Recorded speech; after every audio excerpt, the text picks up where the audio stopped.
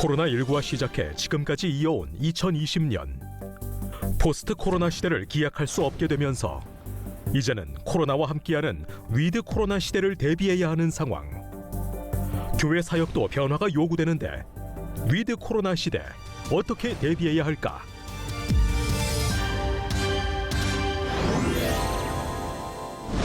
그러니까 구약 시대 때부터 보면 성경에서 하나님께서는 항상 예배할 장소를 지시하셨거든요. 성막, 성전, 회당, 교회. 그리고 히브리서 10장 25절에 가서 모이기를 피하는 어떤 사람들 습관같이 하지 말고. 지금 목사님 이 말씀 하시면요. 네. 이 방송 보는 분 중에 에이 누군 가기 싫냐고 안 모이고 싶냐고 아니요. 모일 수 없으니까 못 가는 거지. 아니요, 정부에서 왜냐하면은- 하지 말래잖아. 이전에 목사님 어떤 일이 있었냐면 네. 교인 중에 이제 정부에서 계속 코로나 문제가 있을 때 목사님처럼 모여라. 우리가 완전 방학 저희는 책자까지 만들어서 방학 시스템. 그렇게 다 했는데 저희 교회 주변 교회 어떤 젊은 친구가 피켓 시위를 하는 거예요. 네. 왜 정부 시책에 교회가 이렇게 말을 안 듣냐.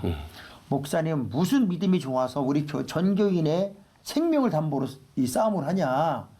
이런 식으로 이제 그 보이지 않는 데모를 한 거예요. 근데 그런 부분들 때문에 사실은 목사님은 이제 교회도 훈련을 잘 시켜놔서 덤비는 교인이 없었지요. 아니요, 저희도 지나가는 주민들 가운데 욕설을 퍼부은 사람도 있었어요. 그런 이야기를 교인들 통해 전해 들을 때 제가 그랬어요. 우리가 하나님의 말씀을 따라 신앙생활했지 세상 사람들 소리를 듣고 신앙생활했느냐. 노아가 방주를 지을 때 얼마나 조롱했겠느냐. 그 무더운 지역에서 배를 진다, 홍수로 심판한다는 게 말이 됐냐. 그렇기 때문에 우리가 근본적인 신앙을 회복할 수 있는 기회로 삼아야지. 이것을 세상 사람들 따라서 가게 되면은 결국 우리 신앙 다 놓치게 된다. 그래서 우리는 철저히 방역 수칙을 안 지켜서 교회들 가운데 집단 감염이 되었지. 맞아요. 철저한 방역 수칙 지키면 하나님이 우리를 지켜주시는데 왜 그 믿음을 못 갖느냐. 실제적으로 저희도 이제 선교지가 몇 군데 이렇게 있긴 한데 선교 현장이 더 문제더라고요. 그렇습니다. 이거 어떻게 해야 돼요, 목사님? 지금 선교하는 교회들 많이 있죠, 선교하는 지역. 어떻게 하고 있어요? 그래서 코로나19가 이제 닥치면서 우리 선임 장로님들하고 모임을 가졌습니다. 네. 앞으로 재정 운영을 어떻게 할 것인가.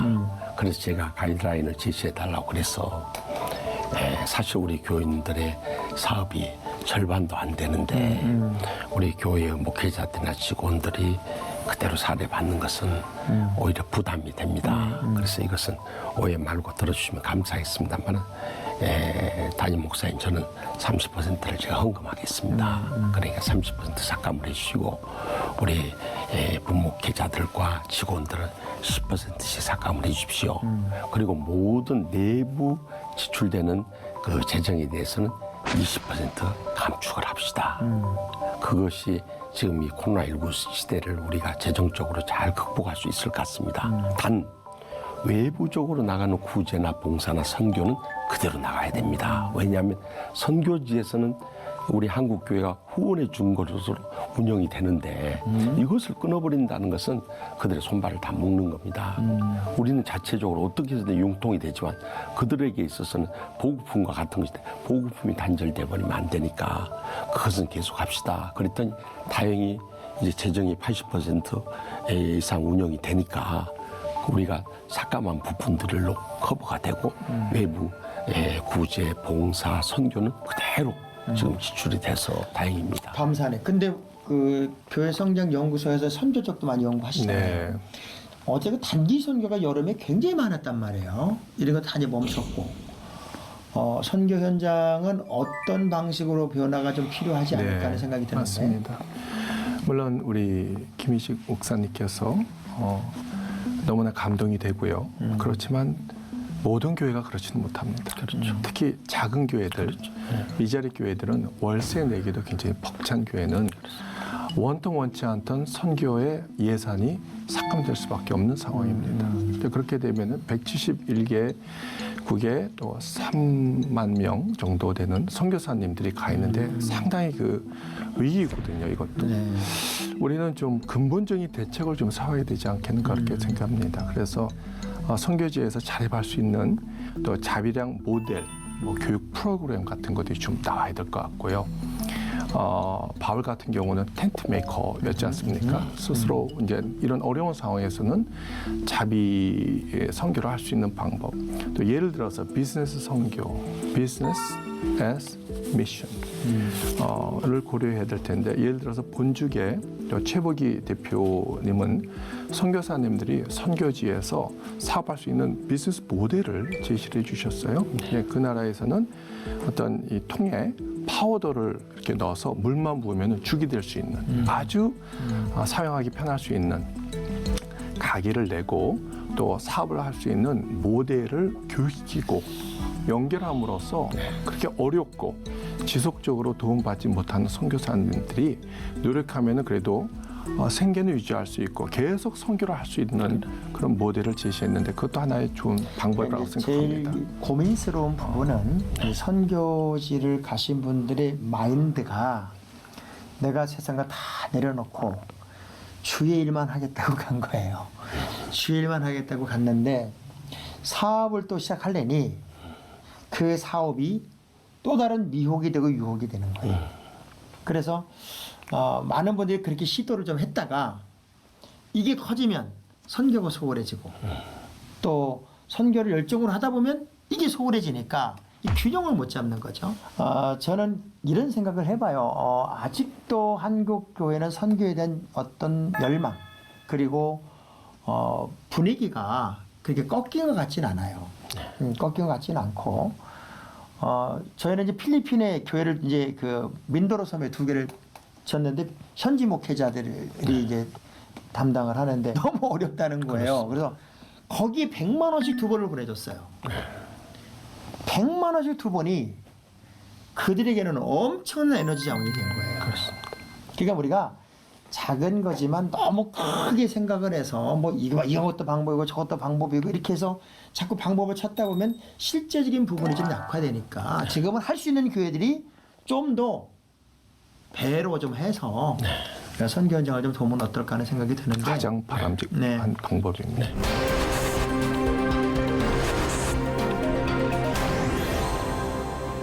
근데 이 선교 현장도 IT로 해야 되나요? 근데 실제적으로 선교 현장은 먹고 살기 어려운 공규만 현실인데 그게 IT 산업도 발달돼 있지 않고 그렇죠. 그렇기 때문에 지금 우리 옛날 복음이 전해질 때의 그 상황을 연상한다면 정말 그들에게는 먹고 입고 마시는 것이 절실하기 때문에 구제 선교가 절실하고요.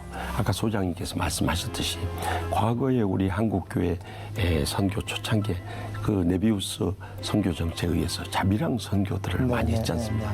그러니까 지금과 같이 이렇게 어려운 경제 상황 속에서는 선교사님들이 자비랑 선교할 수 있는 그런 것들을 모색하면서 어떻게든지 물량적으로 우리가 선교하지 않고는 그들에게 가슴에 와닿지 않고 또 복음을 전하는데 효과적이 못하기 때문에 이것에 대해서는 좀 더 관심을 가지고 이 어려운 때 도와주는 것이 그들에게는 큰 복음의 열매를 맺을 수 있으니까 이건 계속 물량적인 선교가 뒷받침돼야 한다고 그럼 생각합니다. 교회가 가지는 선교와 교회 성장은 어떤 관계예요? 선교와 교회 성장. 교회가 성장하기 위해서는 하나님이 기뻐하는 일을 해야 된다고 생각합니다. 그것이 바로 선교입니다. 맞습니다. 선교는 우리 하나님께서 우리에게 주신 사명이고 선교가 끊긴 나라는 또 영국같이 선교를 잘 하다가 또 멈췄는데 이 발전 나라 자체 발전이 멈춘 거와 마찬가지로 선교는 계속 우리가 해야 제가 우리 소장님의 말씀에 동의하는 이유가 뭐냐면 저는 저희 교회들에게 어떤 선교를 위한 큰 프로젝트가 있을 때마다 이번에는 어느 지역에 교회 하나가 지어져야 된다는데 여러분 이 일에 동참하실 분, 또 우리가 단기 선교를 가는데 필요한 물품은 이런 거. 그런 거를 교인들에게 제시했을 때 선교를 위해서 뭐 오늘 우리 현지 목사의 자녀가 학비를 못해서 공부를 못한다고 하는데 장학금을 좀 지원해 달라는 연락이 왔다든가 이런 거를 부탁을 했을 때 교회들이 한 번도 안 들어준 적이 없어요. 그리고 그 예산이 넘치지 않은 적이 없어요. 그럼 교인들의 마인드 속에도 선교에 대한 열망은 있는 것 같아요. 맞습니다. 그러면 교회가 선교 동력을 좀 세우고 그 동력을 맞춰가면서 함께 이제 움직이면 교회 부흥에도 굉장히 도움이 되지 않을까 하는 생각이 드네요. 이제 동의가 되세요? 동의합니다. 두 분의 그 생각과 같이 정말 우리 선교가 교회의 궁극적인 사역 아닙니까? 예수님께서 이 땅에 오신 목적과 같이. 그래서 제가 20년 전에 우리 치유하는 교회 왔을 때 11,110의 비전을 주창을 했어요. 10,000명 성도 출석하고 1,000명의 사역자 헌신하고 100명의 선교사 파송하고 10개의 교회를 개척하겠다. 그랬더니 어디서 교인들이 부딪히냐면 100명 선교사 파송하는 거. 목사님, 그 주위에서 보더라도 그렇게까지 파송해야 됩니까? 그랬는데 꾸준히 왔어요. 작년 우리가 50주년 맞았습니다. 네. 제가 온 지 19년 되던 해 결국 우리가 100명을 파송했어요. 근데 제가 이렇게 돌이켜보면 아까 소장님 말씀하셨듯이 구제하고 선교한 일에 힘쓰다 보니까 교회가 하여튼 꾸준히 성장을 했어요. 건강하게 부흥하는 거죠. 네, 건강하게. 맞습니다. 물론 지금 코로나 시대에 많은 교인들도 힘들어하고 사업도 힘들고 또 직장도 위기 가운데 있습니다. 그런데도 불구하고 목사님들께서 선교의 중요성을 계속 강조할 때 선교만큼은 멈추지 말아야 된다고 그렇게 생각됩니다. 맞습니다. 사실 기독교는 없을 때 더 드리고 네. 부족할 때 넘치게 하시는 하나님의 기적을 보는 거 아니에요? 아멘. 근데 이제 어쨌든 코로나 사태가 벌어지고 이제 교회에 대한 어떤 압박이 강해지면서 저는 그 반대 급부에서 좀 장점으로 부각된 게 사업은 오열되었던 교단의 통일이 이루어지는 것 같아요. 그리고 교회들의 통일이 이루어지는 것 같고 분열되었던 한국교회가 뭐 코로나에 대한 어떤 정부의 어떤 그 잘못된 보도라든가 또 어떤 행정명령이라든가 그런 부분하고 또 포괄적 차별금지법 아주 엉터리 법을 주창하면서 다 각계 전투였고 교단이고 뭐가 다 뿔뿔이 흩어졌고 뭐 주인공 하나 없는 개신교가 참 감사하게도 이번에 하나의 목소리로 이렇게 뭉쳐지고 또 하나로 이렇게 모아지는 참 반대적인 의미에서는 큰 은혜가 있다는 생각을 하면서 선교 현장이 어찌 보면 지금 다 각계 전투였잖아요. 제가 필리핀 선교사들 이렇게 모아놓고 한 120명, 200명씩 이렇게 훈련을 시켰던 경우가 매년 있었고 올해도 사실 가야 되는데 못 갔거든요. 근데 선교사님들 그렇게 모이기 어렵대요. 왜 어렵냐 그랬더니 다 각자라는 거예요. 근데 융화가 안 되고 화합이 안 된다는 거예요. 자, 그러면 이럴 때 그 선교 현장에서 화합하는 분위기, 서로 협력하는 분위기로 선교의 어떤 그 질을 좀 높이는 그런 쪽도 괜찮지 않을까요? 필요합니다. 근데 그 선교사님들 말 들을까요? 다 그래도 이렇게 어려운 현실 속에 부딪히면 자구책으로라도 하여튼 협력해서 선교해야 되고 또 협력해서 우리가 목회해야 할 때가 되지 않았는가 생각되집니다. 큰 교회일수록 선교비라든가 또 구제비 또 미자리 교회에 후원하는 것을 소홀히 하지 말고 이렇게 우리도 형제 간에도 잘 사는 형제가 못 사는 형제 어려울 때 도와줘야 되듯이 이런 어려울 때일수록 더 우리가 합심합력해야 한다고 생각합니다. 한국 선교사님들끼리 협력하는 것도 중요하지만 한국 선교사님들과 그 현지에 계시는 목사님들과 협력하는 것도 상당히 중요하다고 생각합니다. 저는 홍콩에서 선교를 하다가 왔는데요.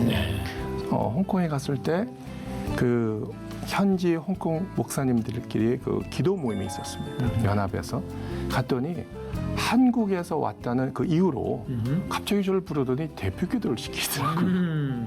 그리고 또 신학교에서 그런 목사님이 영어를 잘했다는 얘기인데 대표 기도를 했다는 거는 그리고 나서 이제 신학교에서 와서 한 코스를 하나 가르쳐 줄 수 있겠느냐 해서 뭐 어떤 제목을 가르치면 될까 했더니 한국식 기도를 가르쳐 달라는 Korean Prayer. 그래서 아니 성경을 아무리 뒤져봐도 한국식 기도가 없어요. 이게 무엇일까? 이게 뭔지 알아요? 주여 삼창이에요. 주여 삼창. 그러니까 기도원에 와서 봤는데 사람들이 열정을 가지고 주여 하면서 기도하는 모습이 큰 감동이 됐는데 우리에게 그것을 가르쳐 달라는 것입니다. 그래서 가보니까 또 여기 인터내셔널 처치 패스터 모임이 있는데 거기 가도 저를 보는 이유는 제가 뭐 이렇게 잘나서가 아니고 한국 사람이기 때문에 요즘은 K-팝, K-웨이브, 또 K-미니스트리가 있어요. 사람들이 그 한국을 마치 영적으로 선진국으로 바라보기 때문에 한국을 통해서 세계에서 가장 큰 교회가 한국에 있지 않습니까? 교단별로. 그래서 한국을 통해서 좋은 어떤 영성 프로그램, 또 기도하는 방법, 또 교회에 성장하는 길. 계속 우리가 합력해서 선을 이룰 수가 있고요. 또 우리가 이제 구호 물품 같은 것도 우리가 또 지원함으로써 정말 그 현지에 있는 목사님들 또 현지인들이 마음을 열 때 우리가 선교를 더 적극적으로 전력적으로 들어갈 수 있다고 생각합니다. 오늘 우리가 이야기를 굉장히 광범위하게 했어요. 너무 광범위하게 하다 보니까 이게 뭐 어느 게 정답인지 어느 게 길인지 뭐 방향인지 막 뒤죽박죽이 된 것 같은 느낌도 사실 있긴 한데 코로나 사태 이후에 어쨌든 한국 교회가 나아갈 방향을 잘 하고 있느냐, 잘 가고 있느냐 하는 부분, 또 교회 학교는 또 살아나고 있느냐, 또 하나는 선교는 어떻게 또 새로운 패러다임을 좀 짜야 되겠느냐 이런 이야기를 이제 주고받았는데 이런 세 이야기를 좀 이렇게 다 묶어서 그렇다면 이제 교회가 어찌됐건 세상에 등대 역할도 해야 되고 또 빛의 역할도 해야 되는데 두 분 목사님께서 자, 한국 교회가 이제는 이런 그 어지러운 환경 속에서 또 이 코로나 사태 때 너무나 부정적인 이야기들 많이 들었으니까 이걸 쇄신하는 차원에서 이게 한국 교회의 기준이고 가야 할 방향입니다. 라는 걸 한 번씩 이야기하시면서 오늘 이야기를 좀 끝나면 좋을 것 같아요. 저는 이번 코로나19를 통해서 우리 교인들에게 우리가 이 고난 속에서 다시 십자가로 돌아가서 주님과의 처음 사랑을 회복할 수 있는 계기가 된다면 우리가 영적으로 살아날 수 있고 또 그로 인해서 영혼이 잘된 같이 모든 것이 다 잘 풀려줄 수 있다 이렇게 강조하면서 저희 목회자로서의 마음은 이런 어려운 때일수록 초대교회로 돌아가야 된다. 사도행전 2장 37절에 47절에 나와 있는 바와 같이 초대교회가 정말 말씀을 잘 받아들이고 오로지 기도에 힘쓰고 사랑의 나눔을 갖고 또 삶으로 이 사회에 영적인 감화를 줘서 많은 영혼들이 몰려들게 했던 그런 초대교회로 돌아가는 복음의 본질을 회복할 수 있는 기회로 삼는다면 저는 이 코로나19의 위기가 우리 한국교회 새로운 회복을 위한 기회가 될 수 있다고 생각됩니다. 역으로 그렇습니다. 역으로 원리로 다시 돌아가자. 그렇죠. 우리 시청자 여러분 잘 기억하셔야 될 게요. 우리 김 목사님은 사실 미국에서 오래 목회하시다가 또 신학교에서 교수 생활을 오래 하시다가 목회자가 되신 분이에요. 이분이 무슨 기도원파도 아니고 그리고 뭐 센스가 없어서 이렇게 복음의 본질 얘기를 하는 게 아니라 본인이 다양한 환경 속에서 어찌 보면 바울처럼 다양한 것들을 접하면서 해답은 예수밖에 없다. 그렇습니다. 본질로 돌아가는 것밖에 해답이 아니다라는 것을 뼈저리게 느끼셨기 때문에 이 방송 시작과 끝날 때까지도 본질의 얘기, 그 본질의 얘기를 사실 제가 좀 유도도 해봤거든요. 유도도 해봤는데 그 본질의 얘기를 꺾지 않으시는 저는 너무 존경스럽고 아닙니다. 목사님 같은 분이 계셔서 뭐 이렇게 말할 수도 있어요. 뭐 센스가 없다, 무슨 뭐 우직스럽다, 미련하다 이렇게 말할 수도 있겠지만 사실은 그게 바울이었고 그게 예수님이었잖아요. 그러면서 목사님이 가지는 기준이 한국교회 또 다른 기준이 되면 좋겠다 하는 그런 뜨거운 도전과 가슴을 제가 갖게 됐고요. 자, 이제는 우리 소장님 차례입니다. 소장님이 이 코로나는 쉽게 끝나지 않을 걸로 우리가 예상이 됩니다. 그러면은 무엇이 변할지 또 무엇이 변화되지 않을지 이것을 구분을 우리가 잘 해야 될 걸로 생각합니다. 변화되지 말아야 할 것은 영성이라고 생각합니다. 영성, 기도와 말씀, 성령 충만함. 목사님께서 말씀하신 것은 정말 영성을 우리가 갖고 정말 그 강제상에서도 영성 있는 설교, 그리고 강제상에서 말씀 끝나고 기도로 선포할 때 안진뱅이가 일어나고 초대교회 같은 놀라운 역사가 일어나면은 오지 말라고 해도 사람들이 오게 될 것입니다.